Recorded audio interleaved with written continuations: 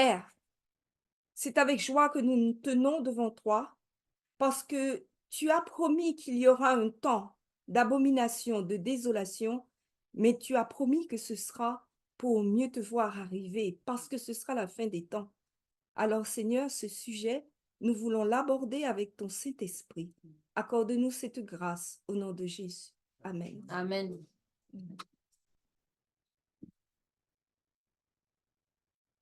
Alors maintenant, nous allons aborder un sujet qui a été très débattu et c'est avec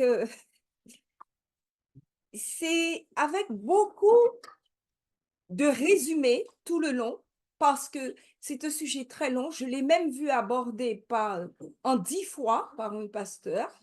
J'ai vu d'autres faire vraiment des petits morceaux. Mais là, nous allons vraiment essayer de comprendre à fond c'est quoi l'abomination, la désolation. Nous allons nous arrêter sur cela et nous allons nous arrêter sur le fait que ce soit clair pour nous à quel moment Jésus nous a dit qu'il faudra quitter les villes et pourquoi nous allons le faire. Voilà. Alors, ceux qui connaissent un peu le sujet ou ceux qui ne connaissent pas du tout, chacun peut, je pense, avoir quelque chose à dire sur ce sujet. Quand on vous dit l'abomination de la désolation, vous avez envie de dire quoi? Abomination. Comment? Lieu saint. Étonnant. Babylone. Péché. Lieu saint pourquoi?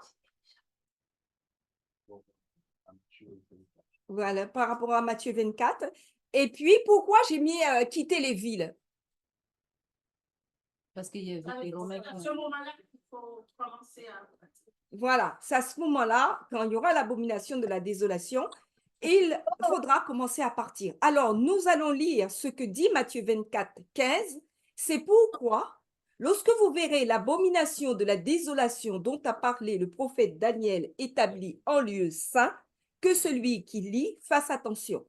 Je vous recommande de prendre Matthieu 24, et de le laisser constamment ouvert pendant cette étude parce que ce sera très utile pour comprendre, parce que je ne reviendrai pas chaque fois sur la lecture de Matthieu 24, mais ce sera au centre de notre étude et en particulier donc le verset 15. Cette reprise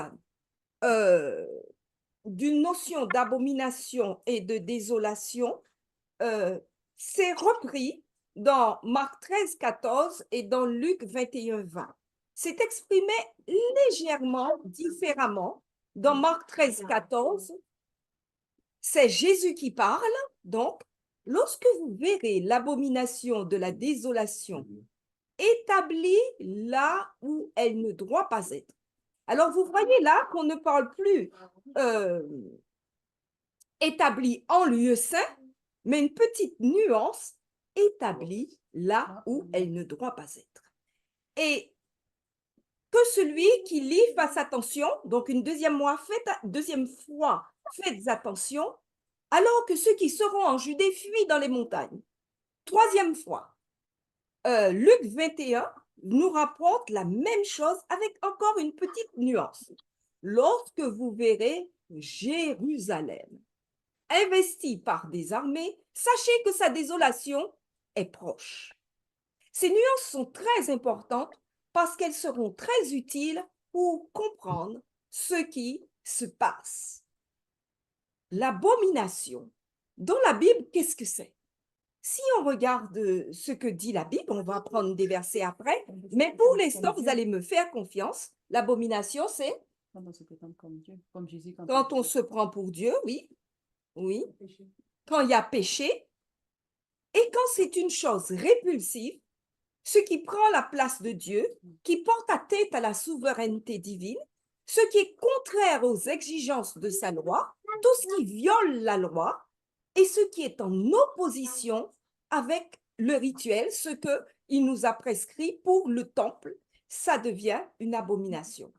L'abomination, c'est aussi Donc, tout ce qui est intolérable aux yeux de Dieu, le fait d'ignorer sa loi. Donc, je vous ai mis en particulier un verset qui résume pour moi cela, Proverbe 28, verset 9.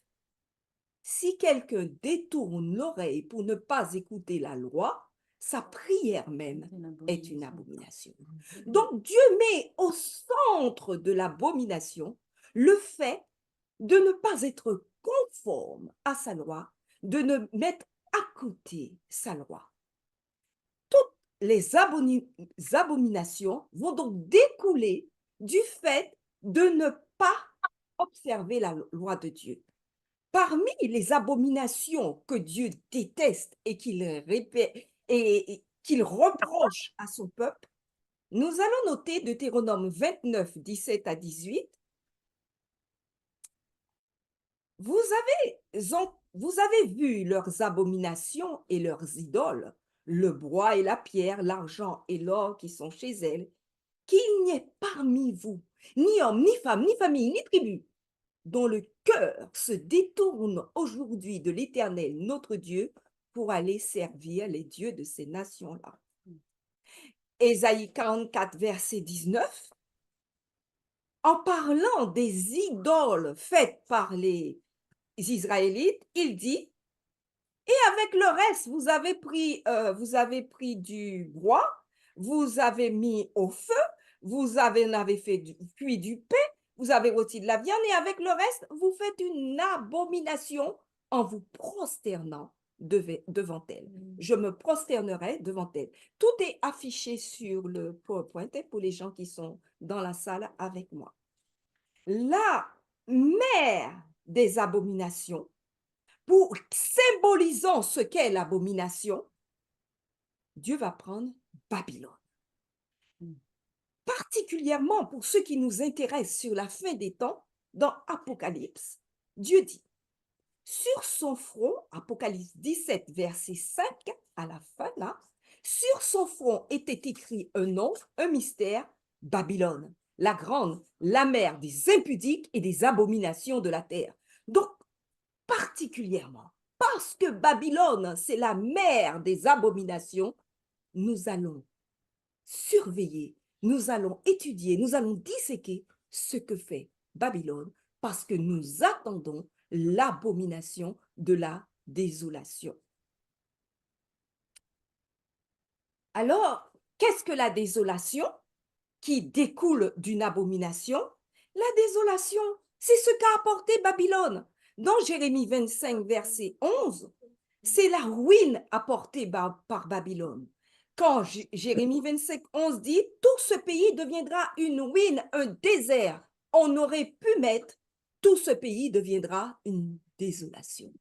De même, quand on parle de la destruction totale, dans Somme 73, 19, et quoi, en un instant les voilà détruits, ils sont enlevés, anéantis par une fin soudaine. Quand il dit les voilà détruits, il dit les voilà en pleine désolation. De même, désolation, c'est dévastation.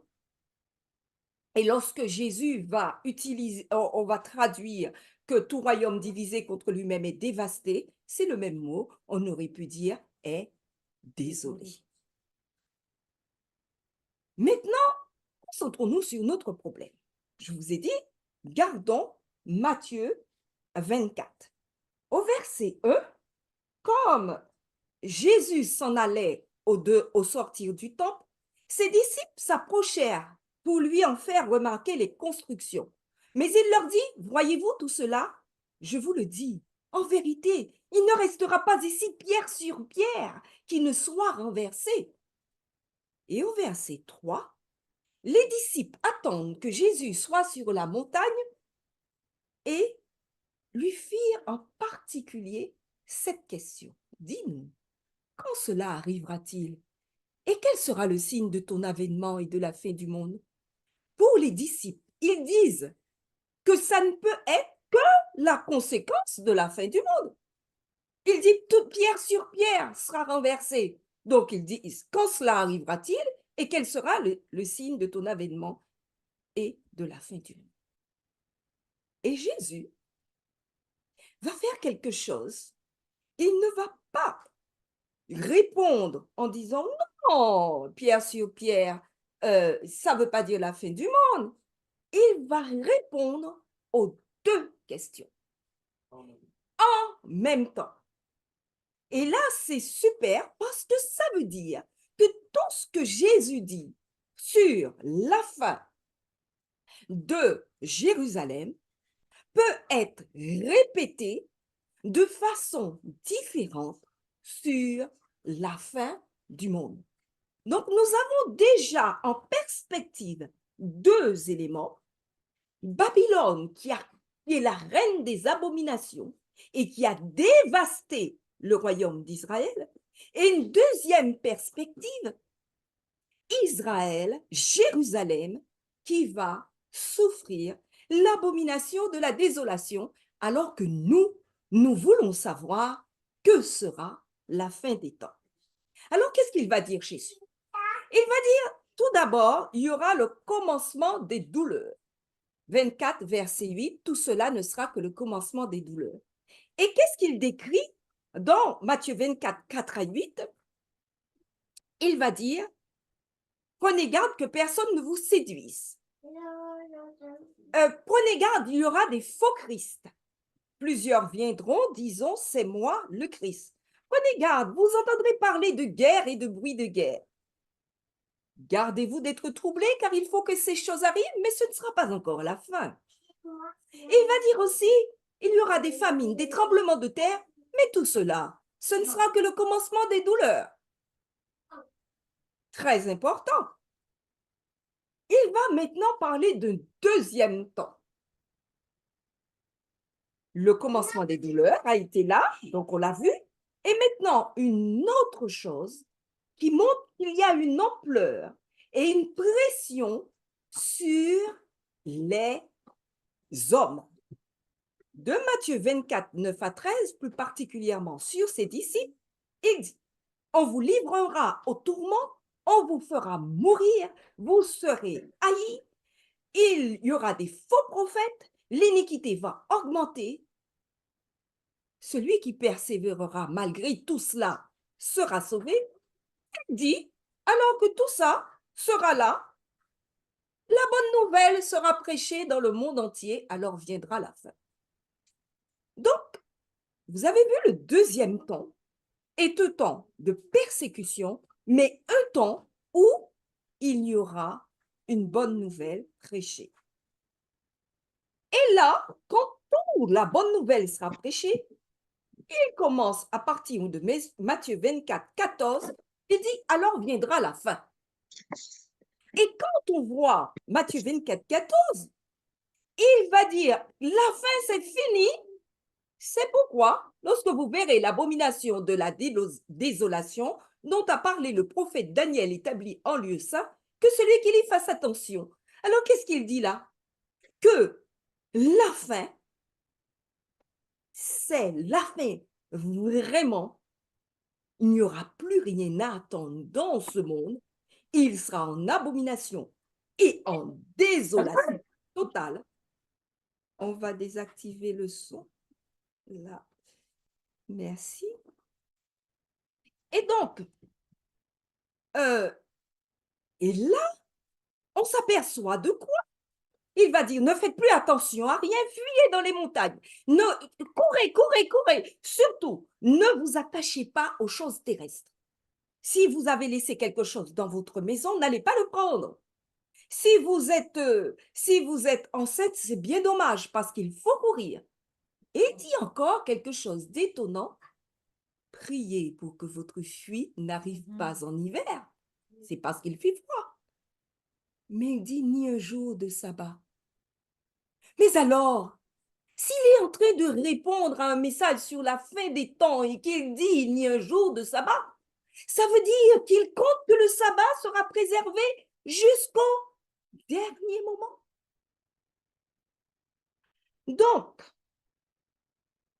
on s'aperçoit qu'à ce moment-là, il dit, Matthieu 24, 21, car alors la détresse sera si grande qu'il n'y en a point eu de pareil depuis le commencement du monde jusqu'à présent et qu'il n'y en aura jamais. C'est fini.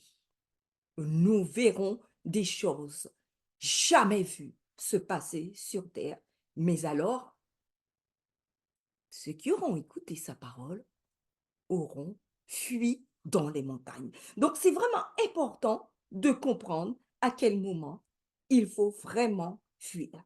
Donc, c'est relaté, je vous l'ai déjà dit différemment dans Marc et dans Luc, là où elle ne doit pas être, investi par les armées.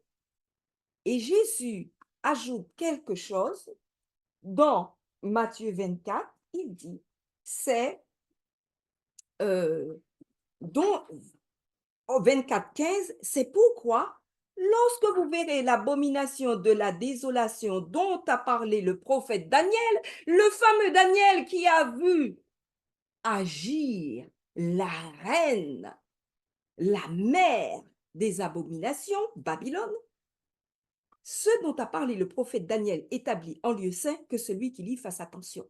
Alors, nous allons faire ce que Jésus a demandé de faire. Allez voir ce dont a parlé le prophète Daniel. De quoi a parlé le prophète Daniel? Un verset que nous n'allons pas disséquer, parce que ce n'est pas le choix de cet après-midi. Mais nous allons quand même le lire. En particulier, Daniel va parler de l'abomination dans 3 versets. Mais celui qui va nous intéresser, parce que nous désirons faire une étude relativement courte, Daniel 9, 27, il fera une solide alliance avec plusieurs pour une semaine et durant la moitié de la semaine, il fera cesser le sacrifice et l'offrande. Et là, ce qui nous intéresse, le dévastateur commettra les choses les plus abominables jusqu'à ce que la ruine vienne, jusqu'à ce que la ruine et ce qui a été résolu fondent sur le dévastateur. Nous allons voir ce que ça veut dire. Nous avons dit que nous allons nous intéresser à Babylone parce que Babylone, c'est la mère des abominations. Donc, ce qu'elle a fait doit nous guider pour savoir c'est quoi la véritable abomination de la fin des temps. Alors, le contexte de Daniel, c'est il a 88 ans, il attend une délivrance de son peuple, comme nous on dirait, et il est captif et il lit dans le livre de Jérémie qu'il va y avoir 70 ans pour les ruines de Jérusalem. Il est dans l'inquiétude, un ange va s'approcher de lui, il ne va pas comprendre. Enfin, nous allons aller vite sur tout ce qui n'est pas directement en relation avec l'objectif de cette étude.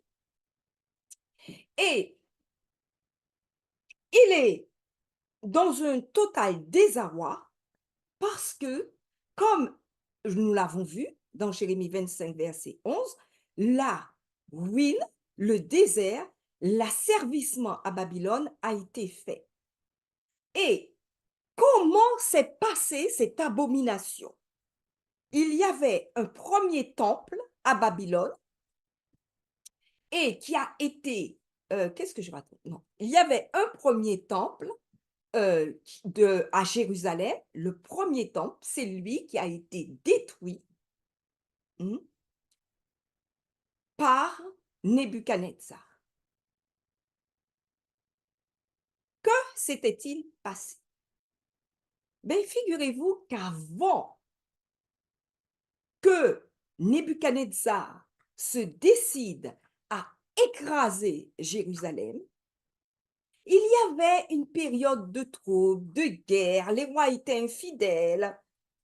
Et donc, il y avait en quelque sorte un commencement des douleurs. Guerre, bruit de guerre, faux prophètes.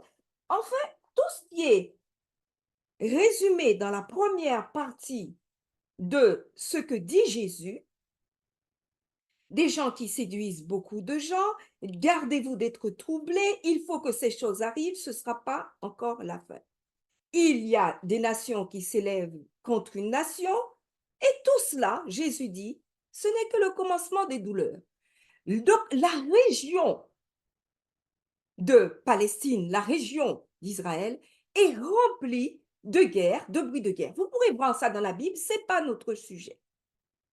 Ensuite, il y a un temps d'apostasie, les gens font n'importe quoi, il y a des faux prophètes qui disent non, non, alors non, non, Jérusalem ne sera pas détruit, alors que les vrais prophètes de Dieu vont dire oui, je vous assure, ça va arriver, l'iniquité va croissante, les gens sont corrompus, le temple est souillé, on fait n'importe quoi, on n'obéit plus aux commandements et aux lois de Dieu. Et donc, ils sont dans cette deuxième phase, une charité de plus en plus refroidie. Donc, dès 2 Rois 17, il y a la prise de Samarie par le roi de Babylone. Puis, dans 2 Rois 24, Juda est en difficulté, on fait des accords avec lui, ça ne marche pas.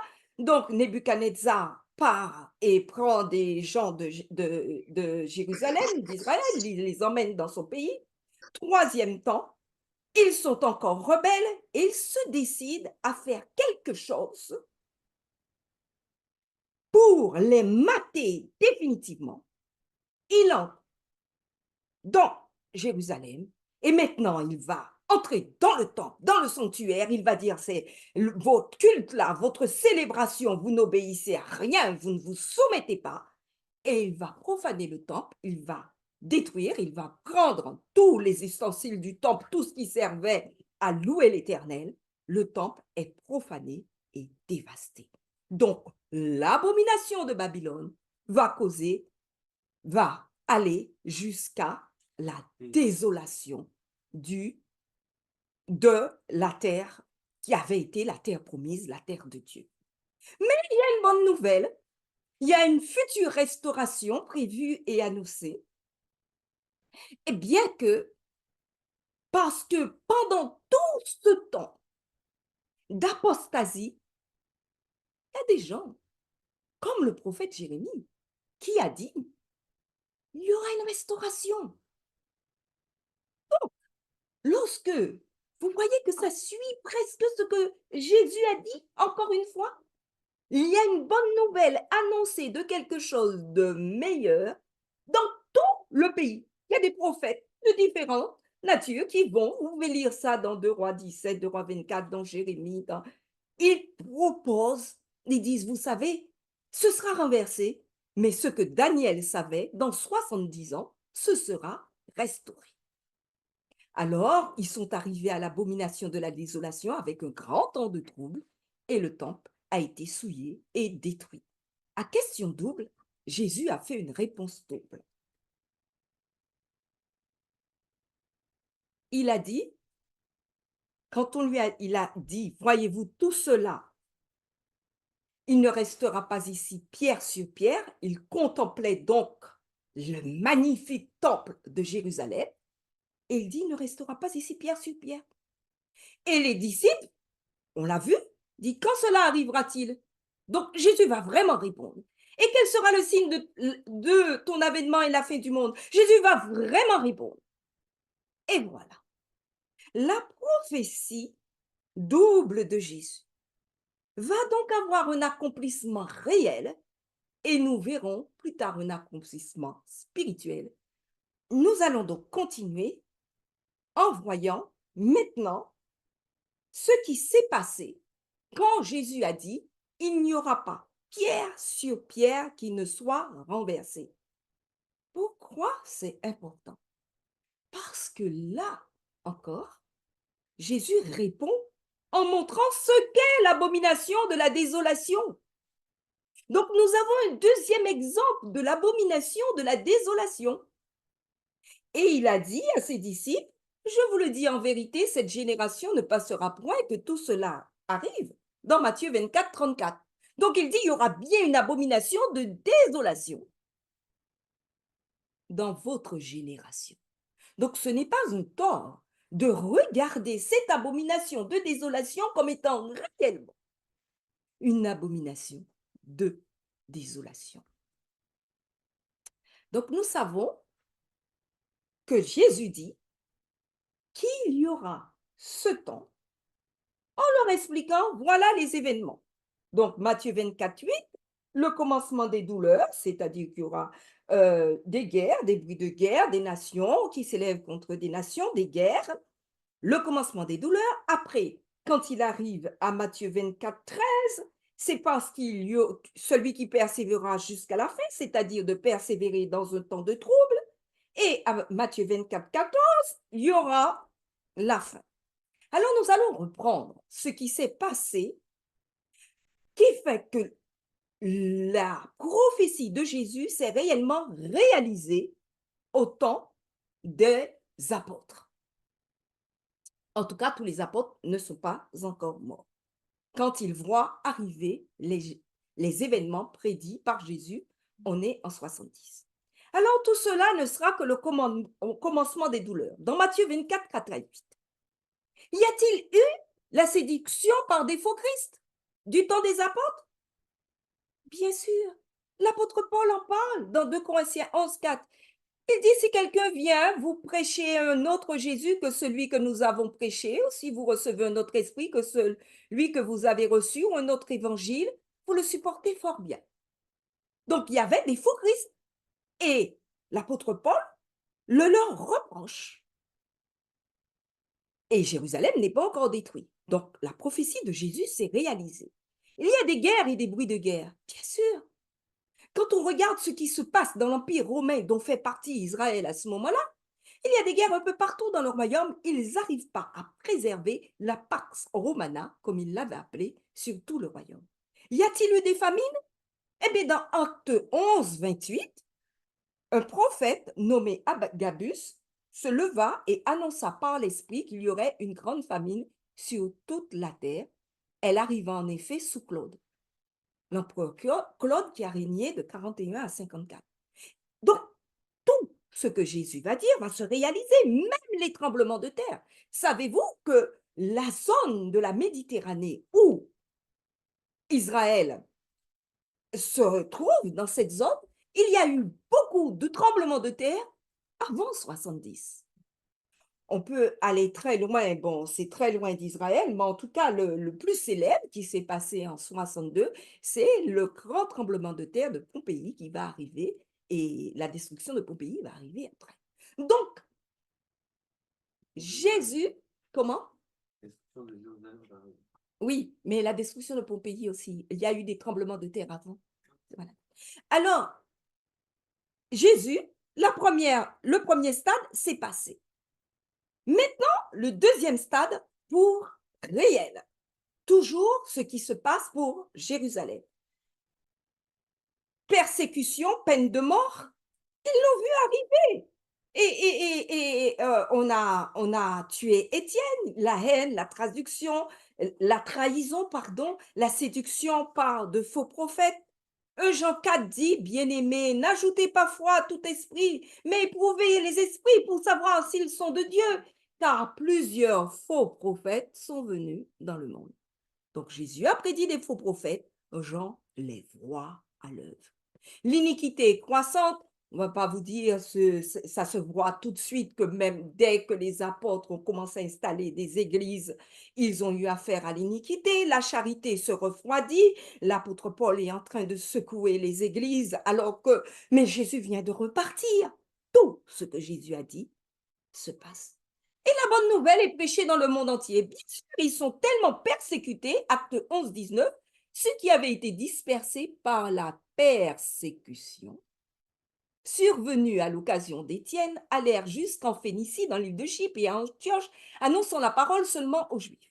Ensuite, acte 21, 28, on va se soulever contre Paul et on va dire, voici l'homme qui prêche partout et à tout le monde contre le peuple, contre la loi. Bon, c'est pas important. Ce qui compte pour nous, c'est de nous rendre compte que lorsque les apôtres, les disciples vont se disperser, ils vont aller d'abord vers les communautés qu'ils connaissent, mais aussi vers des païens, et ça se voit dans les évangiles, dans Actes, ils disent qu'est-ce qu'on va faire avec les païens qui se convertissent et tout. Donc, il y a une bonne nouvelle qui est prêchée dans le monde entier. Jésus, en répondant à la question des apôtres en disant voilà les 3 temps, ne les a pas trompés. Ça va vraiment se passer. Et alors viendra la fin. Priez pour que votre fuite n'arrive pas en hiver ni un jour de sabbat. Il parle à des observateurs du sabbat. Et donc, ce qui va se passer, voilà ce qui va se passer vraiment. L'arrivée des Romains, ils sont déjà venus plusieurs fois, hein. Nous allons le voir, nous n'allons pas entrer dans l'histoire, mais le moment, ils vont essayer de se concilier. On dirait un peu ce qui s'est passé avec au temps d'Israël et Nebuchadnezzar. On vient, on essaie de se concilier, de trouver des accords, de ne pas détruire Jérusalem. Ça ne marche pas. Et donc, l'armée romaine entre en Judée et des prophètes ont sillonné Jérusalem en disant il y aura une destruction, quelque chose va se passer. Ça, tout ce qui s'est passé est relaté en particulier par Flavius Joseph, qui est un historien juif qui est passé, on va, entre guillemets, du côté des Romains et qui va, lui donc, même lui, va dire à son peuple, attention, vous allez être détruits. Mais Israël continue à se révolter, et en particulier en 66, parce qu'il y a un début de profanation et que l'empereur avait mis un sacrifice quotidien dans le temple, ils vont se révolter. Il y a un temps de trouble qui se passe, les armées arrivent, et je vais appeler ça comme un petit temps de trouble. Cestius Gallus arrive, et là, il est décidé à écraser la révolte de Rome. Il arrive avec ses armées, et on peut lire ce que Jérémie 4,13 dit. Voici le destructeur s'avance comme les nuées, ses chars comme un tourbillon, ses chevaux sont plus légers que les aigles. Malheur à nous, car nous sommes détruits. Osée 8,1, l'ennemi fond comme un aigle sur la maison de l'Éternel parce qu'ils ont violé mon alliance et transgressé ma loi. Cestius Gallus sera sur le point de gagner et de profaner le temps. Et on ne sait, il y a plein d'hypothèses, mais en réalité, on ne sait pas exactement pourquoi. Alors qu'il est sur le point de détruire le temps, il s'en va. Il s'en va et à ce moment-là, les grands d'Israël se disent, l'Éternel nous a sauvés, nous sommes délivrés. Et donc, ils vont le poursuivre, ils vont essayer de le massacrer. Mais attention, les chrétiens qui avaient cru en la parole de Jésus, ils voient que l'abomination s'est approchée jusque dans le temple. Ils ont planté leur drapeau, ils sont venus, ils ont fait un culte à l'empereur. Mais c'est l'abomination, c'est abominable. Ils ont touché l'endroit où il y avait la loi de Dieu, où étaient préservés ses préceptes. Le temple est touché. Il faut partir. Et tous les chrétiens s'enfuient. Et ceux qui n'avaient pas foi en la parole de Jésus, ils vont non pas partir, mais dire Dieu nous donne la victoire. Et ils vont, ce que je viens de vous dire, s'attaquer aux Romains. Et donc, les Juifs qui persécutent les chrétiens à Jérusalem sont occupés à courir après les Romains, et les Romains sont occupés à courir on ne sait où. Que font les chrétiens? Ils sont libres, il n'y a plus personne, ni pour les persécuter, ni pour les tuer. Ils profitent. Et c'est écrit, aucun chrétien ne périt dans la ruine de Jérusalem. Les disciples qui avaient été avertis furent attentifs aux signes promis lorsque vous verrez Jérusalem investie par des armées, avait dit Jésus. Alors, j'ai mis ce qui va se passer après, l'abomination de la désolation qui s'est passée après, annoncée dans Daniel 9, 27. Donc, après à peu près 3 ans et demi, et là, ça va faire toutes les fausses prophéties que nous savons empêcher de comprendre ce que Daniel avait vraiment dit, mais c'est une parenthèse que je ne vais pas ouvrir. Enfin, sachez qu'en 70, les Romains reviennent. Cette fois, il y a Titus à la tête. Titus, il va être admiratif par ce qu'il va voir, par Jérusalem, par la beauté du temple. Et il arrive dans une ville surpeuplée, parce que c'est la fête, de même que Cestius était aussi arrivé dans un moment de fête. Hein.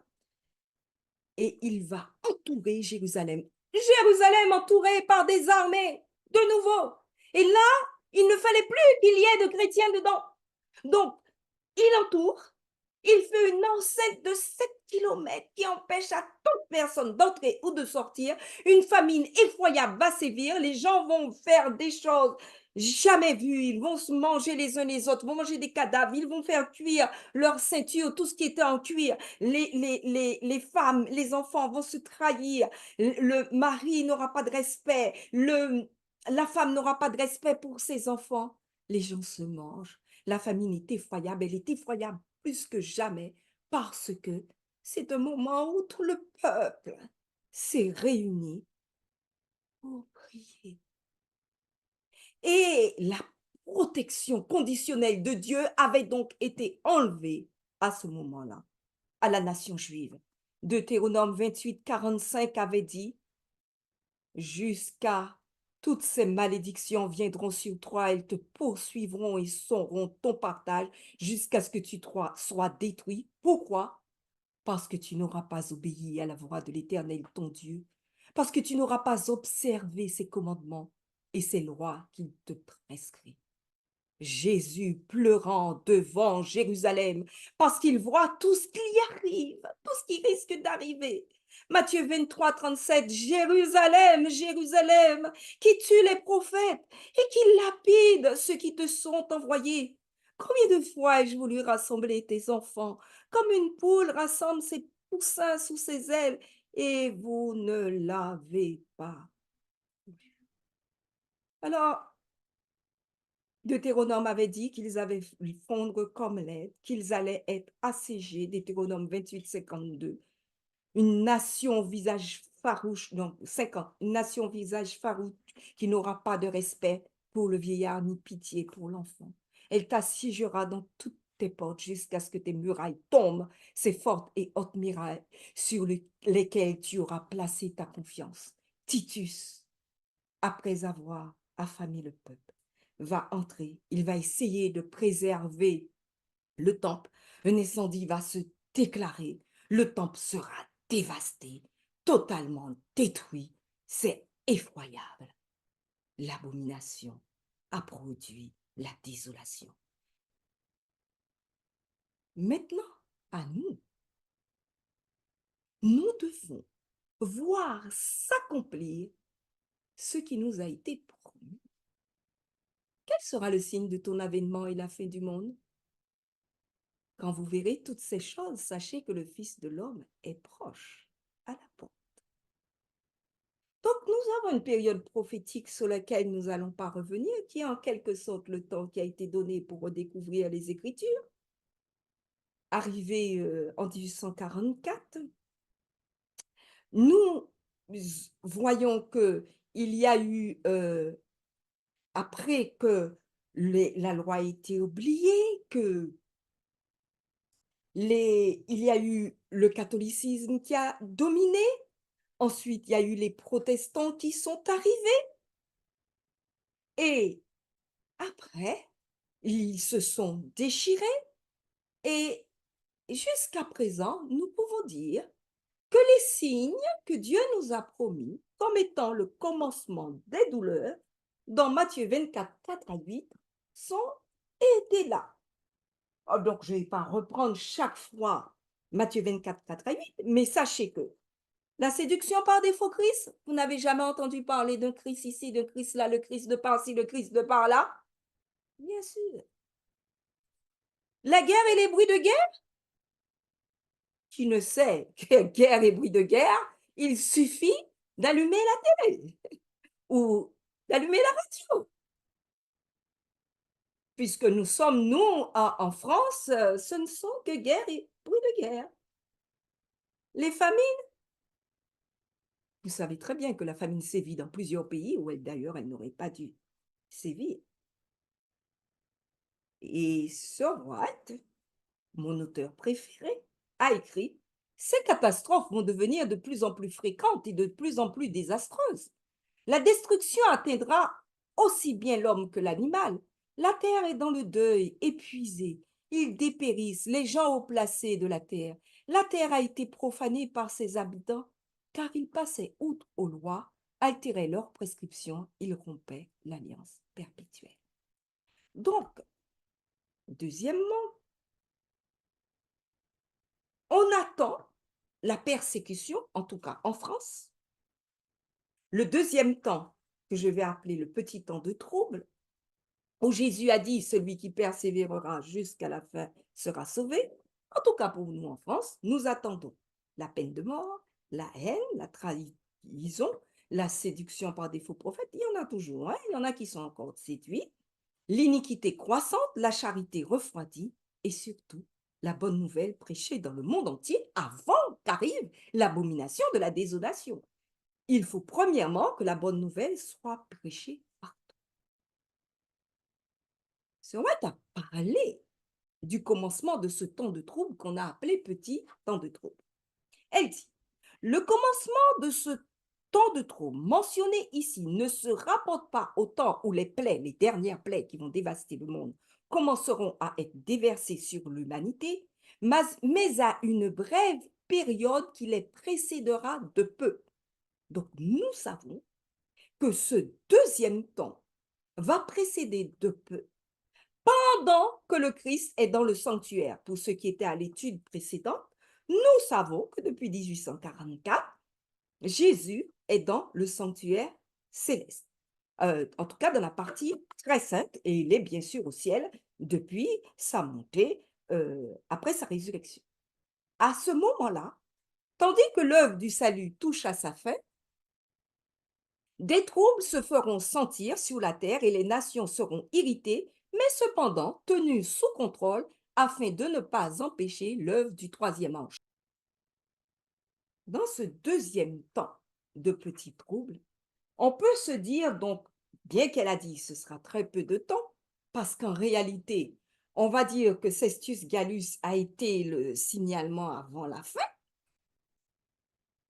On peut se dire, bon, moi, j'attends sur mes lauriers, de toute façon, je vais voir arriver quelque chose qui va faire que je devrais me décider à me sanctifier. Alors, je vous dis que, oh, j'ai oublié de mettre la référence, mais tant pis, on pourra peut-être le trouver après. Il m'a été montré que si le peuple de Dieu, Mathias, si tu veux bien me chercher cette référence, ne fait aucun effort de sa part, mais attend que le temps de rafraîchissement vienne sur lui pour ôter ses fautes et corriger ses erreurs, s'il compte sur ce temps pour le purifier de la souillure de la chair et de l'esprit et le qualifier pour le grand cri du troisième ange, il sera trouvé léger. Le rafraîchissement ou la puissance de Dieu ne vient que sur ceux qui s'y sont préparés en obéissant à l'ordre de Dieu, savoir se purifier de toute souillure de la chair et de l'esprit, atteignant la perfection dans la crainte de Dieu. N'attendons pas. C'est maintenant. La référence, Mathias? C'est à l'Église, 79, paragraphe 1. Donc, la référence, certainement, c'est dans plusieurs livres, mais celle que Mathias nous propose, Conseil à l'Église, page 79, paragraphe 1, pour cette référence que je n'ai pas mise, que j'ai oubliée. Et troisième temps, alors viendra la fin. Donc, nous allons voir comment est-ce possible pour nous. Nous allons dire que vu ce que nous avons étudié déjà précédemment avec Babylone et avec Jérusalem, il faut des éléments communs, indispensables pour comprendre l'abomination de la désolation. Le premier problème qui va se poser, c'est qu'il faut un peuple de Dieu à abattre. Puisqu'il a dit, vous verrez. Et il fait une réponse double. Quel est ce peuple si Israël n'est plus peuple de Dieu? Ou alors il l'est encore. Et alors on revient sur tout ce que l'apôtre Paul a dit et on dit non mais ce sont les Juifs, c'est Jérusalem, donc il faut aller à Jérusalem, il faut qu'on voit les Juifs, tous vont revenir à Dieu. Pour l'instant, ce qu'on voit se passer à Jérusalem ne me semble pas une nation qui revient à l'esprit de Jésus. Il faut aussi trouver un territoire des élus. Il a dit c'est ceux qui seront en Judée. Il faut aussi un temple à abattre et à soulever. Puisque c'est ce qui s'est passé à Babylone, c'est ce qui s'est passé à Jérusalem.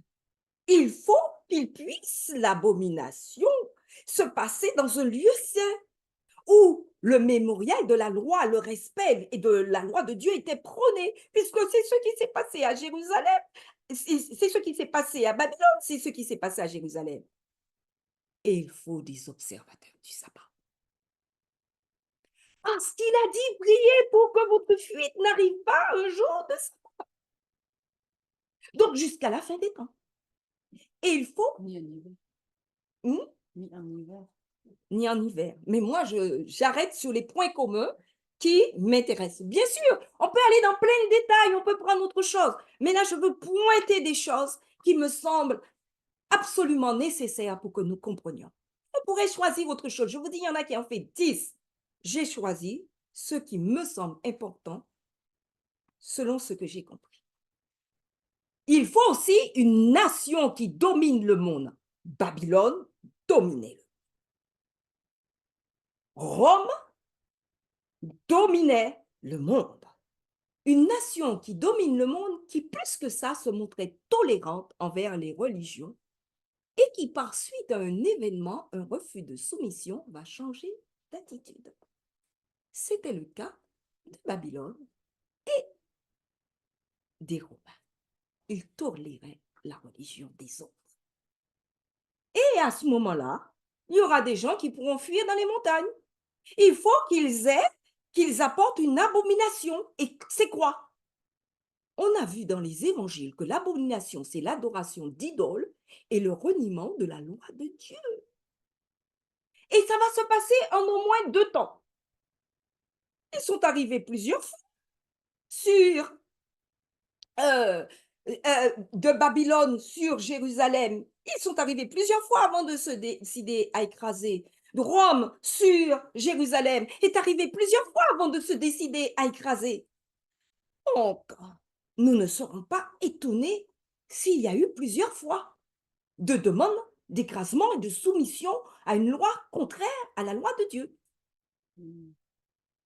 Il faut que nous suivions l'évitation de Dieu à ne pas livrer bataille.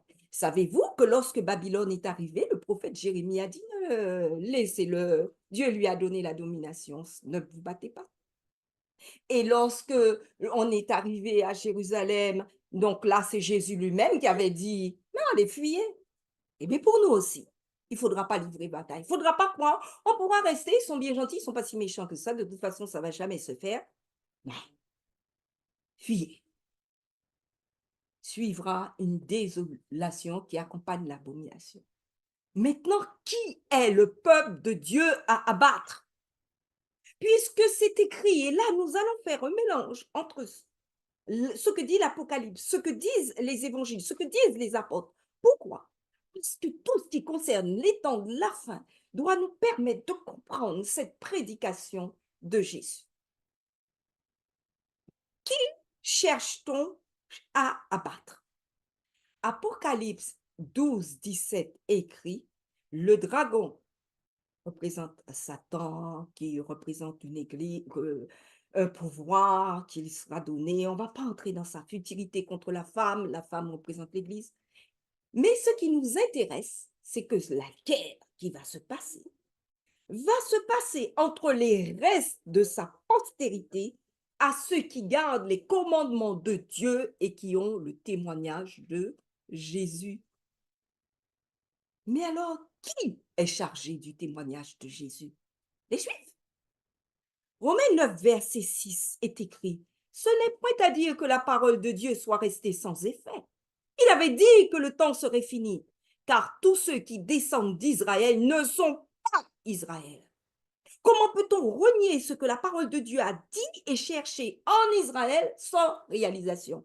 Romains 2, verset 29. Mais le juif, c'est celui qu'il est intérieurement. Et la circoncision, c'est celle du cœur, selon l'esprit et non selon la lettre. La louange de ce juif ne vient pas des hommes, mais de Dieu. Galates 3, verset 7. Reconnaissez donc que ce sont ceux qui ont la foi qui sont fils d'Abraham. Il en a fait à la guerre à ceux qui gardent au reste de sa postérité. Quelle est cette postérité? Si vous êtes à Christ, dit Galates 3, verset 29, vous êtes donc la postérité d'Abraham, héritier selon la promesse. Donc nous avons trouvé le peuple. C'est le peuple du Nouveau Testament, celui qui va être le sacerdoce royal, le peuple saint. 1 Pierre 2, verset 9. Vous, au contraire, vous êtes une race élue, un sacerdoce royal, une nation sainte, un peuple acquis, afin que vous annonciez les vertus de celui qui vous a appelé des ténèbres à son admirable lumière. Vous qui autrefois n'étiez pas un peuple et qui maintenant êtes quoi? Le peuple de Dieu. On cherche le peuple? On cherche le peuple de Dieu? Arrêtons de chercher les Juifs. Le peuple de Dieu, c'est celui qui suit Christ. Vous qui n'aviez pas obtenu miséricorde et qui maintenant avez obtenu miséricorde. On cherche le territoire parce qu'il a dit si vous êtes en Judée. À qui s'adresse la fin des temps? Ésaïe 56, verset 8. Le Seigneur l'Éternel parle, lui qui rassemble les exilés d'Israël. Ah bon? Et si ça s'appliquait aussi à nous? Je réunirai d'autres peuples à lui aux siens déjà rassemblés. Donc, il y aura un Israël et il y aura des gens qui vont venir et ce seront nous. Ce sera nous pour la fin des temps. Et la preuve qu'il ne s'agit pas d'élus qui sont sur un territoire déterminé parce que certains vont dire « Oh, il a fait des temps, tout le monde va aller à Jérusalem et nous serons sauvés. » Matthieu 24, 31. Il enverra ses anges avec la trompette retentissante et ils rassembleront ses élus des 4 vents depuis une extrémité des cieux jusqu'à l'autre. Le monde est devenu le territoire de Dieu et partout il y a un reste de la postérité d'Abraham qui garde les commandements de Dieu et la foi de Jésus. Il y a un territoire à attaquer. Psaume 125, verset 2, des montagnes entourent Jérusalem. Eh bien, c'est l'Éternel entoure son peuple dès maintenant et à jamais. Et voilà, la Jérusalem, c'est toute personne dont les bras de l'Éternel l'entourent. Maintenant, on a vu dans les 2 premières réalisations d'abomination de désolation qu'il y avait un temple à abattre et à souiller. De quel temple parle-t-on? Quand Jésus était sur terre, il avait dit « Détruisez ce temple et en 3 jours, je le relèverai. » Je n'ai pas mis le verset, mais il va dire après, c'était le temple de mon corps. Les apôtres vont comprendre qu'il s'agissait de cela. Et qu'est-ce qu'il dit de ceux qui sont convertis? 1 Corinthiens 12, 27, vous êtes le corps de Christ et vous êtes ses membres, chacun pour sa part. Pourquoi c'est important? Parce que c'est eux qui construisent le fameux temple qu'il faut abattre et souiller. 1 Pierre 2, verset 5. Et vous-même, comme des pierres vivantes, édifiez-vous pour former une maison spirituelle, un saint sacerdoce. N'allons pas chercher ailleurs que dans la Bible la réponse à nos questions. La maison spirituelle, le saint sacerdoce, c'est tous ceux qui font partie du corps du Christ. 2 Corinthiens 6, 16. Quel rapport y a-t-il entre le temple de Dieu et les idoles? Ah bon, les abominations, le temple, ça va encore recommencer? Car nous sommes le temple du Dieu vivant. Comme Dieu l'a dit, j'habiterai, je marcherai au milieu d'eux, je serai leur Dieu et ils seront mon peuple. 1 Corinthiens 3, 17, si vous voulez encore une autre preuve, si quelqu'un détruit le temple de Dieu, Dieu le détruira, car le temple de Dieu est saint et c'est ce que vous êtes. Donc, nous avons trouvé le temple de Dieu pour la fin des temps. Un troisième, je ne sais plus, je n'ai pas compté. Il faut des observateurs du sabbat pour que le tabernacle soit profané. Pourquoi? Parce que c'est Jésus qui a dit priez pour que votre fuite n'arrive pas en hiver ni un jour de sabbat. Ézéchiel, prophétisant ce qui va arriver. Sanctifiez mes sabbats et qu'ils soient entre moi et vous un signe auquel on connaisse que je suis l'Éternel, votre Dieu. Et qui dit ce qui va se passer, dit, ça va se passer parce qu'ils ne mirent pas en pratique mes ordonnances, parce qu'ils rejetèrent mes préceptes, profanèrent mes sabbats et tournèrent leurs yeux vers les idoles de leur père. Et est-ce que vraiment on peut dire que c'est nous qui sommes le tabernacle, qui recevons? Oui, on a dit qu'on est le temple. Donc, dans l'intérieur du temple, il y a la loi. Est-ce que c'est écrit?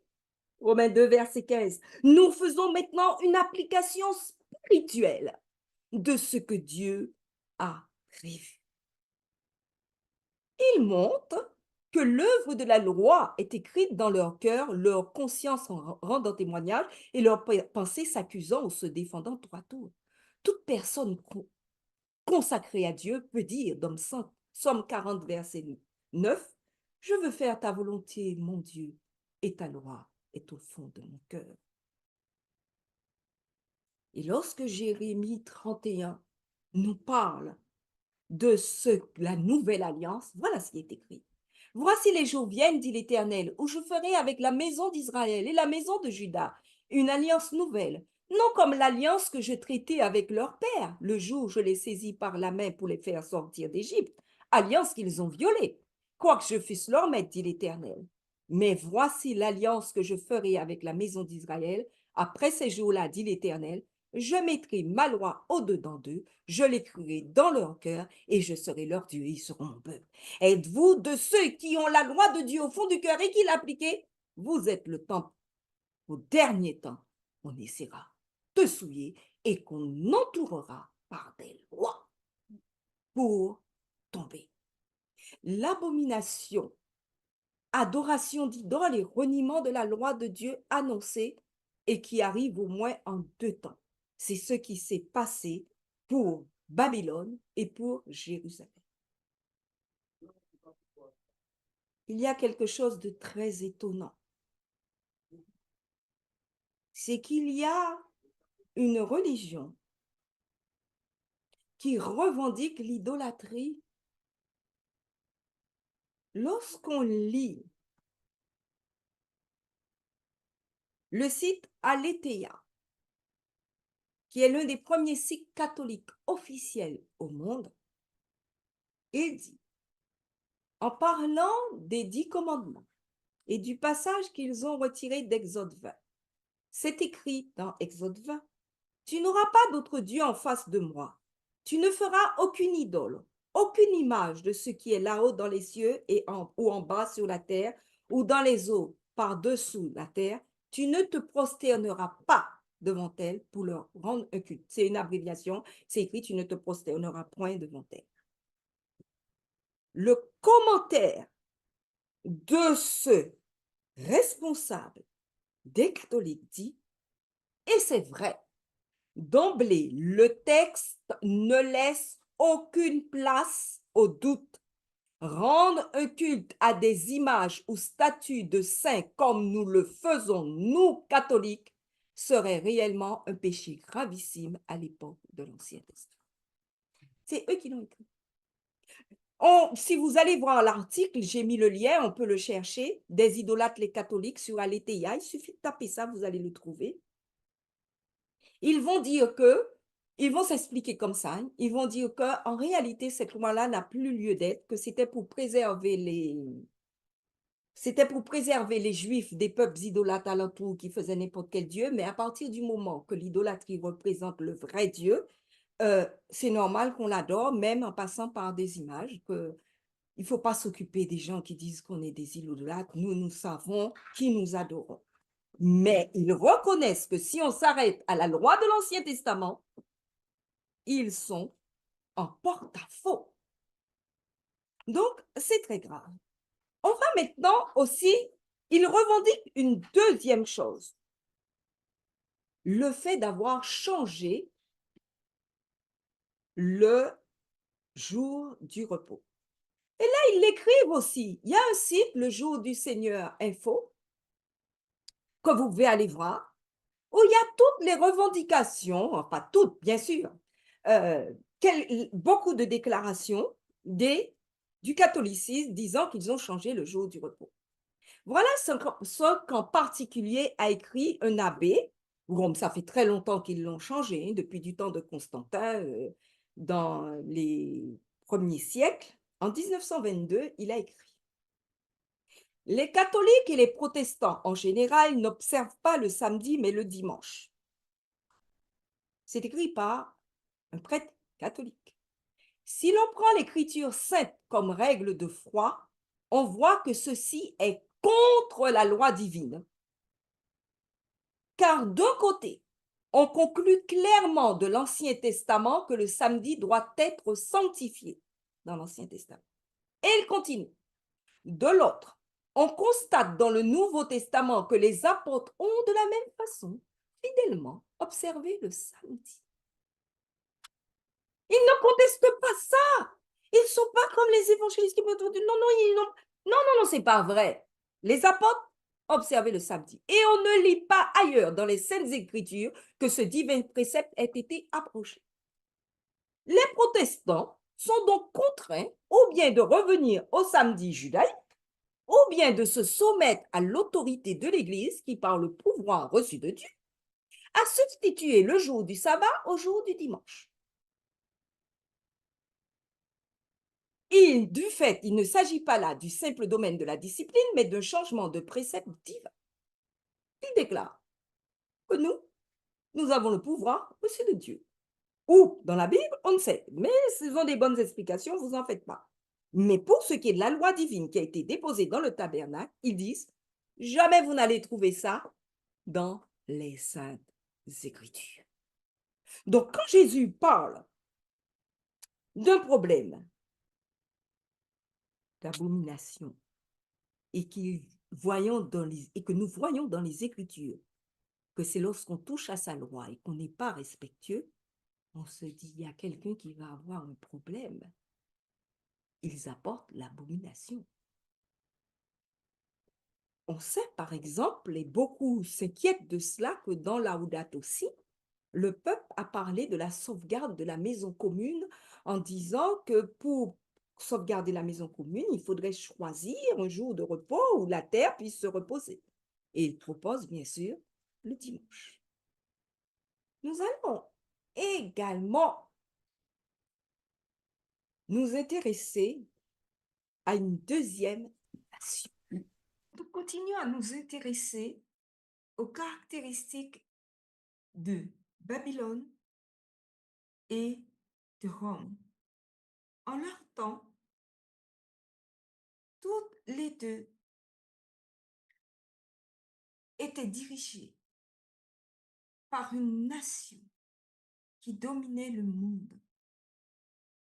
Donc, pour la fin des temps, nous voyons aussi qu'il y aura une nation qui dominait le monde.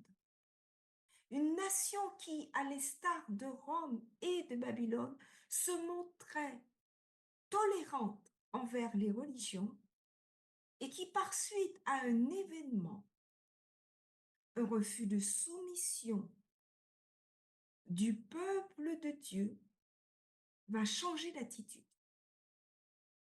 Et alors s'applique Marc 13, 14, lorsque vous verrez l'abomination de la désolation établie là où elle ne doit pas être, que celui qui lit fasse attention, alors que ceux qui seront en Judée fuient dans les montagnes. Alors cherchons maintenant dans l'Apocalypse s'il y a bien une nation dont on parle qui va changer d'attitude dans les derniers temps. Apocalypse 13, verset 11 pointe vers cette nation. Puis je vis monter de la terre une autre bête qui avait deux cornes, semblable à celle d'un agneau et qui parlait comme un dragon. Donc, au départ, un agneau qui est là un symbole, rappelez-vous, de Jésus, du christianisme, Jésus, l'agneau de Dieu, et qui parlait comme un dragon.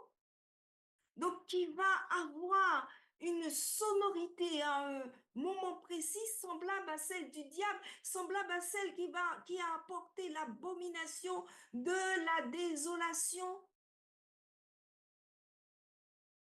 Pour ceux qui connaissent l'interprétation prophétique, il s'agit des États-Unis. Les adventistes ne sont pas les seuls à le dire. La bête qui a 2 cornes, semblable à celle d'un agneau qui parlait comme un dragon, désigne les États-Unis d'Amérique. Les États-Unis d'Amérique qui ont plusieurs fois été tentés, au moins dans certains États, d'imposer, notamment au XXe siècle, les lois dites bleues qui imposaient le repos dominical du dimanche. Et en 1888, alors que cette loi semblait devoir passer d'un point de vue des États-Unis en entier, il y a eu intervention de représentants adventistes pour empêcher que ces lois passent et parce que c'était contraire aux principes des États-Unis. Mais ce que la Bible promet, c'est que la nation qui domine le monde, qui se montrait tolérante envers toutes les religions, va un jour changer d'attitude et nous pointons là les États-Unis d'Amérique. L'Église qui prône l'abomination et la rupture avec la loi de Dieu, tant pour ce qui est de l'adoration des idoles que le sabbat, dont Jésus a clairement parlé comme étant un signe du peuple de la fin des temps, risque d'être porté et d'avoir pour support un État. Cela est dénoncé en particulier dans l'événement des derniers jours, un livre de Sir White, Lorsque notre nation, elle parle des États-Unis où elle abjurera les principes de son gouvernement à tel point qu'elle promulguera une loi du dimanche, le protestantisme agira en cela main dans la main avec le papisme. L'union des églises, comme l'avait dit le catholicisme, tous les protestants seront obligés de rester sous la domination du dimanche. Et qu'est-ce qui va rester? Le reste de sa postérité. L'histoire risque de se renouveler. Je voulais faire descendre le bandeau, je ne vois pas, tant pis. Et si nous tenons compte qu'il faut une sortie spirituelle, les essais qui ont été faits, comme pour Babylone, assiégeant Jérusalem, comme pour Rome, assiégeant Jérusalem, seront faits pour nous, nouveaux peuples, nouvelle ville de Dieu, pour faire passer le culte d'une adoration de notre jour qui est mis dans les 10 commandements, loi de Dieu. Il faudra donc une sortie spirituelle et une sortie réelle, comme pour le peuple de Dieu à Jérusalem lorsque les Romains vont arriver.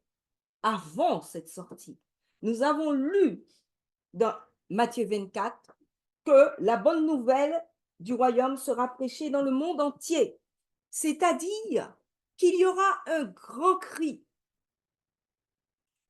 Un grand cri qu'on peut relater dans Apocalypse 18, verset 2, il cria d'une voix forte disant, elle est tombée, Babylone la grande, elle est devenue une habitation de démons, un repère de tout esprit impur, un repère de tout oiseau impur et odieux.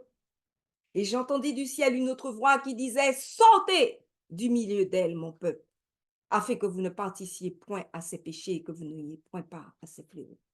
Il ne s'agit nullement de dire, il y a des adventistes sauvés, il y a des catholiques pas sauvés, c'est pas ça du tout.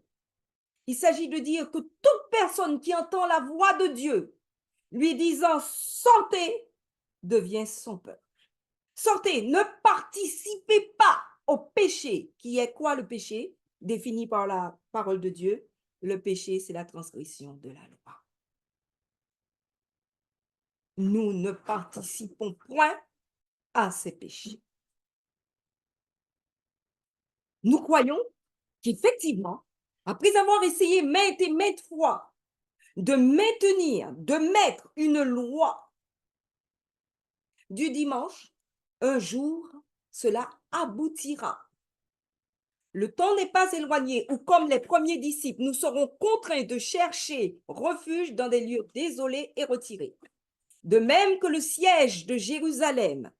Si vous voulez savoir à quel moment partir, je suis en train de lire la phrase la plus importante de notre réunion. De même que le siège de Jérusalem par les armées romaines fut le signal de la fuite pour les chrétiens de Judée, ainsi, la collusion du gouvernement de notre nation, ça va commencer par les États-Unis, avec l'autorité papale. Quand les États-Unis seront d'accord avec la papauté, par le biais du décret qui imposera le sabbat de la papauté, sera pour nous un avertissement. Le moment sera alors venu de quitter les grandes villes avant d'abandonner les petites bourgades elles-mêmes pour nous retirer dans les endroits les plus reculés au milieu des montagnes. Voilà.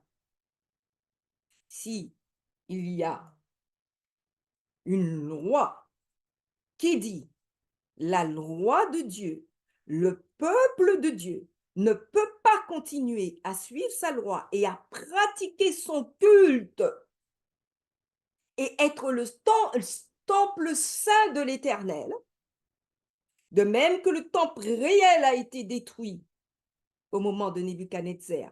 Le temple réel a été détruit au moment où Rome est venue. Le temple réel sera détruit si nous restons là. Nous devons fuir. En ce temps-là, le peuple de Dieu, et pour ceux qui croient encore que nous devons être réunis au même endroit, c'est écrit. En ce temps-là, le peuple de Dieu ne se trouvera pas en un seul endroit. On l'a lu, dispersé sur toute la terre.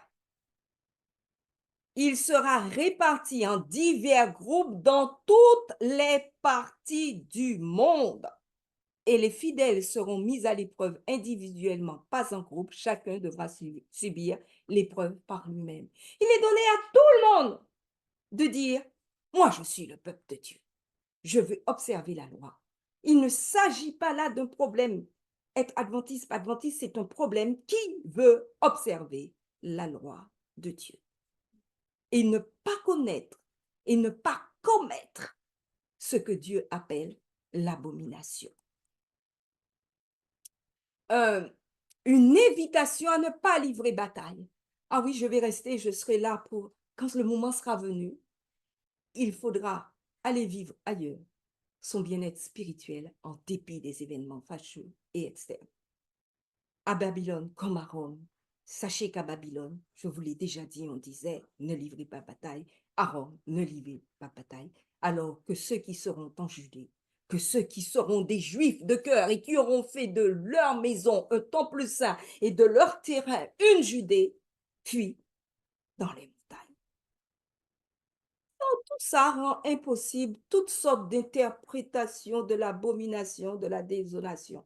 J'ai entendu que c'était la révolte de Satan au ciel. Mais Satan n'a pas détruit le sanctuaire céleste. J'ai entendu que c'était la domination d'Antiochus Épiphane IV. Oui, il est entré, oui, il a fait l'abomination, mais il n'a pas fait la désolation. puisqu'il n'a pas détruit le temple. C'est impossible. J'ai entendu que c'était le fait qu'il y avait le dôme du rocher avec la mosquée d'Alaska à Jérusalem. Non, c'est impossible. Pourquoi? Parce que lorsqu'ils sont arrivés, ils ont bien fait une abomination. Ils n'avaient même pas de désolation. Il n'y avait plus de temple. Ici, j'ai entendu que c'était le fait qu'on n'appelle pas Dieu par Yahvé, par son nom. C'est une abomination. Non, ça ne détruit pas. C'est entendu, et bien c'est les adventistes du 7e jour parce qu'ils ont mis la Trinité comme croyance officielle de leur. Mais ce n'est pas ce qui est écrit. J'ai entendu que l'abomination de la désolation va arriver après un élèvement des élus avant le grand trouble de la. Non, tout le monde sera enlevé en même temps, on ne va pas entrer dans ça. Entendu, 1335 jours, 1290 jours, des temps prophétiques calculés. Non, il n'y a plus de temps pour savoir les événements. La nécessité d'observer les fêtes nationales ou les fêtes données aux Hébreux, ainsi que les jours de sabbat liés à ces fêtes, c'est parce qu'on ne fait pas ça que la fin n'arrive pas. Arrêtez. Un jour de sabbat, voilà, ceux qui vont observer un jour de sabbat seront en difficulté. J'ai entendu qu'il y aura un 3e temple, l'Antichrist, la vache rousse. Mais non, Dieu nous a déjà dit, c'est quoi le temple? Il a dit que c'est le temple de son corps, tous ceux qui vont se décider à être membres de son corps. Une conséquence, l'arrivée des armées, c'est-à-dire l'arrivée, lorsque l'armée impose sa loi, on appelle ça la loi martiale, c'est-à-dire qu'on ne peut plus agir à sa guise. Lorsque vous verrez Jérusalem investie par des armées, sachez alors que sa désolation est proche. Lorsque vous entendrez parler d'une loi qui empêcheront aux enfants de Dieu d'agir à leur guise, l'abomination de la désolation est proche. Courez! Les armées pénètrent dans le lieu saint, vous, le sacerdoce royal, où se trouvent les commandements de Dieu et imposent l'abomination. Suivra la désolation qui accompagnera l'abomination, c'est-à-dire Apocalypse 13, 16, que personne ne put acheter ni vendre sans avoir le nom de la bête ou le nombre de son nom. Le temps de détresse est sur le point de s'abattre sur le peuple de Dieu. C'est alors que sera promulgué le décret interdisant à ceux qui observent le sabbat du Seigneur d'acheter ou de vendre et les menaçant de punition et même de mort s'ils n'observent pas le premier jour de la semaine comme sabbat. En ce temps-là, les maisons et les champs seront inutiles, on nous a dit de courir au sein pendant le temps de trouble, car ils devront fuir une populace en fureur, et à ce moment-là, ils ne pourront plus vendre leurs possessions. Lorsque le décret publié par divers chefs de la chrétienté contre ceux qui gardent le commandement leur retirera la protection du gouvernement et les livrera à ceux qui désirent leur destruction, le peuple de Dieu fuira des villes et des villages et se regroupant, ceux qui peuvent aller ensemble, je vais essayer d'aller avec Cristal, elle court vite, il habitera dans les endroits les plus désolés et les plus solitaires. Nombreux seront ceux qui trouveront alors refuge dans les places fortes des montagnes. Alors, qu'est-ce qui va se passer? Il y aura une loi du dimanche qui va commencer d'abord aux États-Unis. Donc, à ce moment-là, il y aura une grande détresse, une moyenne détresse. C'est un pasteur qui avait affiché cela. Je suis en train de me rendre compte, Mathias, que j'avais retiré des choses et que c'est un ancien PowerPoint qui est là. C'est pour ça que je n'ai pas retrouvé le truc. Enfin, bref.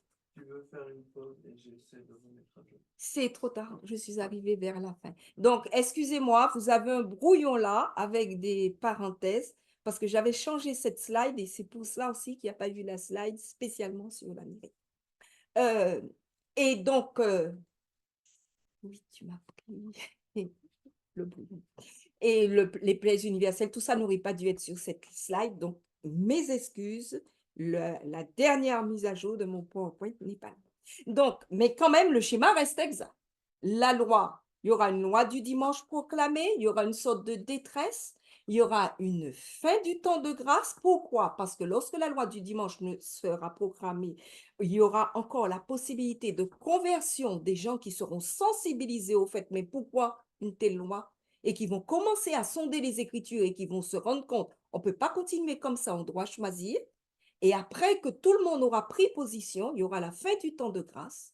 Et après la fin du temps de grâce, les gens vont se fâcher de plus en plus. La vindicte populaire va exiger que ces gens-là arrêtent de faire l'imbécile, ou on les met en prison, ou on les tue, il faut faire quelque chose avec eux. Et on appelle ça la grande détresse, la nuit de Jacob, abomination de la désolation. On veut détruire le temple de Dieu que nous sommes, et il y aura le retour de Jésus. Alors, je vous ai mis un schéma qui est compliqué, mais qui est juste pour résumer ce qui va se passer. On va pousser le grand cri. Il y aura une croissance de l'Église, un réveil. Le grand cri va être possible parce que la pluie de l'arrière-saison est tombée sur nous. À ce moment-là, les enfants de Dieu va commencer un scellement. Pendant ce scellement, il y aura cette loi du dimanche qui arrive et il y aura le départ des grandes villes et les troubles commencent. Mais lorsque tous les enfants de Dieu auront été scellés, parce que la loi du dimanche va arriver avant la fin du scellement, lorsque tous les enfants de Dieu auront été scellés, le temps de grâce va se terminer, Jésus va sortir. Il y aura un temps de détresse, des décrets de mort. Il n'y aura plus personne pour plaider parce que tous ceux qui sont du côté de Dieu auront choisi. Il va pouvoir, les 7 fléaux vont aller sur le monde qui sera dans un état de désolation et de ruine intense. L'Esprit de Dieu est enlevé aux hommes. Et après l'abomination de la désolation, Jésus revient. En conclusion, on peut se demander, est-ce que ceux qui sont partis ont eu raison? Bien sûr que c'est mieux. Sortez des villes et achetez un petit terrain, faites des fleurs, faites vos enfants vivre dans la campagne. C'est bien. Autant que possible, c'est le devoir des parents d'établir leur foyer à la campagne. Le Seigneur appelle son peuple à déménager hors des villes, car à l'heure où vous ne vous y attendrez pas, le feu et le souffle pleuvront des cieux sur ces villes. Donc, ceux qui maintenant ont la possibilité d'aller vers la campagne, de s'établir, d'être dans des lieux retirés, de cultiver leur propre terrain, leur jardin, bien sûr qu'ils seront dans des meilleures conditions, surtout s'ils sont allés dans des endroits très désolés en pleine montagne, que ceux qui seront en train de subir et de courir. Si vous avez déjà votre lieu de refuge, vous mangerez mieux et vous serez à l'abri. Mais euh, euh, euh, nous devons quand même nous montrer prudents comme des serpents et simples comme des colombes pour acquérir des propriétés à bon marché et depuis ces bases d'opération évangéliser les grandes villes. Ceux qui vont dès maintenant aller s'abriter en montagne pour dire maintenant Jésus va revenir, je ne fais plus rien pour le monde, sont dans l'erreur. Il faut qu'ils aient toujours la possibilité d'évangéliser. Si ça vous coupe la relation avec les hommes pour les évangéliser, il y a un problème. Vous devez faire des plans pour pouvoir faire partie de l'évangélisation du monde jusqu'à ce que la porte de la grâce soit fermée. Maintenant, je ne peux pas m'empêcher de vous dire attention aux départs inutiles. Pourquoi? Parce que Jésus a donné une petite parabole qui montre qu'il y a des gens qui vont partir inutilement. Matthieu 25, verset 1. Alors le royaume des cieux sera semblable à 10 vierges qui, ayant pris leur lampe, allèrent à la rencontre de l'époux. Il y a des gens qui vont se préparer et qui vont aller en disant, ils vont même pousser, ils vont être de ceux qui vont entendre le grand cri. Voici l'époux, allez à sa rencontre. Et pendant qu'elles allaient, Matthieu 25, 10, en acheté, l'époux arriva, celle qui était prête entrèrent avec lui dans la salle des noces et la porte fut fermée. Plus tard, les autres vierges, dites folles, vinrent, Seigneur, Seigneur, ouvre-nous. Mais il répondit, je vous le dis en vérité, je ne vous connais pas. Explication de cette parabole. Les personnes figurées par les vierges folles ne sont pas des hypocrites. Elles respectent la vérité. Elles ont soutenu ses droits. Elles aiment la compagnie des croyants, mais elles ne se sont pas abandonnées à l'action de l'esprit. Elles n'ont pas brisé leur nature sur le rocher, c'est-à-dire Jésus-Christ. Si vous courez Courez parce que vous êtes le temple de Dieu. Qu'est-ce que ça veut dire? Que le temple de Dieu n'a pas de souillure. Qu'il ne peut pas être dans autre chose que le caractère de Jésus-Christ.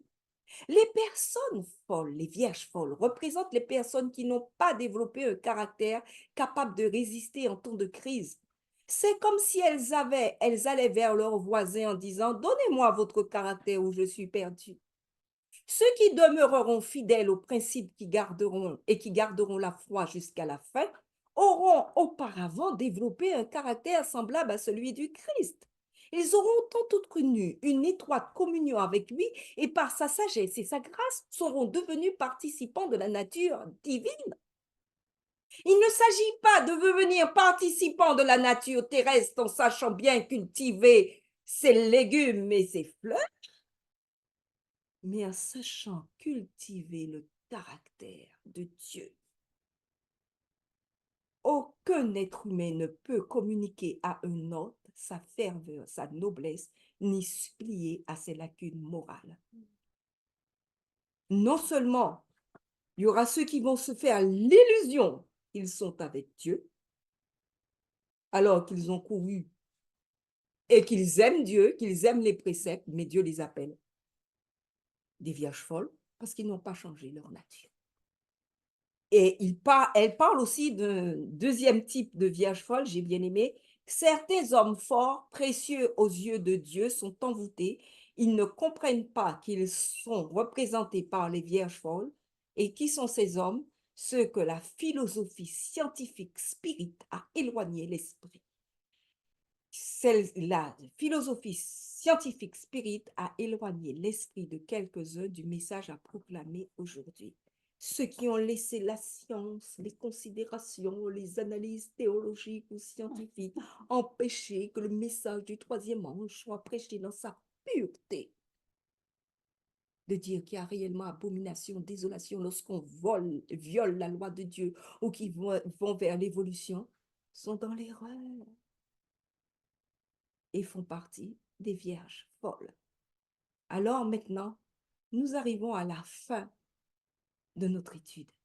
Christ est mort pour nous donner de faire partie de corps ressuscités, vivifiés, sanctifiés. Il désire être notre seul sauveur, notre seul refuge. Celui qui sauvera notre âme du péché. Que nous puissions tous dire, comme dans Somme 7, verset 2, « Éternel, mon Dieu, je cherche en toi mon refuge. Sauve-moi de tous mes persécuteurs et délivre-moi. » Et comme dans 2 Samuel, « Dieu est mon rocher où je trouve un abri, mon bouclier, la force qui me sauve, ma haute retraite et mon refuge. Ô mon sauveur, tu me garantis de la violence. » Oui, pour tous ceux qui verront apparaître les signes et qui se décideront à obéir et qui sont décidés dès maintenant à obéir pour sanctifier leur vie, la promesse de Jésus d'être un refuge pour eux se réalisera dans les montagnes et dans leur vie. Que Dieu vous bénisse. C'est fini. Amen. Et après, nous aurons un temps de questions ou de discussions, mais pour l'instant, nous allons prier afin que ceux qui veulent partir partent et que ceux qui veulent poser des questions les posent. OK? Nous allons prier pour terminer. Père Saint, nous avons encore sujet à te louer parce que tu es intervenu dans nos vies en nous donnant ta parole, en nous montrant les sentiers des abominations, le sentier qui amène à la désolation. Et nous voulons, Seigneur, suivre un seul sentier, un seul chemin, Jésus-Christ le juste, qui va produire en nous des caractères, qui va produire en nous des pensées, un esprit semblable au sien, afin que nous soyons sauvés de l'abomination dans nos vies et nous soyons sauvés de l'abomination finale. Seigneur, réalise cela pour nous Et pour chacun de tes enfants qui, entendant ton message, dira, Seigneur, je veux faire partie de ton peuple, qu'il soit un saint sacerdoce pour toi, au nom de Jésus. Amen. Amen. Voilà, c'est fini. Je vous donne maintenant la parole.